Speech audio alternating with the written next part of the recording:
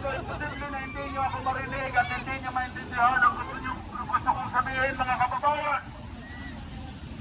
Ito'y napaka-importante na dapat yung malaman kung bakit pinili ni Tatay Digong itong 10 kandidato na tumatakbo bilang senador, katuwang ng ating magiging Pangulo, walang iba, kundi si Sara! wala pa akong sinabi yan. Sinabi niyo yan.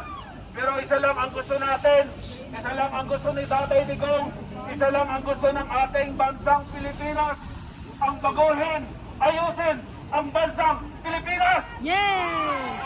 Pilipinas! Duterte! Pilipinas! Duterte! Pilipinas! Duterte! Pilipinas! Duterte! So ang gusto ni Tatay Digong na baguhin natin ang sistema ng gobyerno dahil ginagamit ng gobyerno ang pera ng bansa para sa pansariling kapakanan.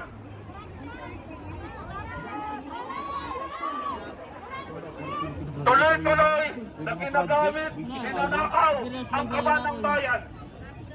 Kaya kailangan natin ng mga bagong uupong sa Senado. Kaya kung nakikita nyo ang tinsuka, tamang-tama, ang tinsuka, ito ang maglalantad ng tunay na kulay ng huwag na ginto.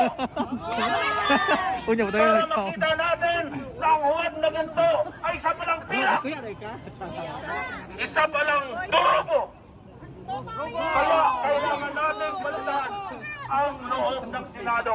10 lang po at ito ang hinihingi ni Tatay Digong. 10 lang. Pag-isahin natin ang ating boto.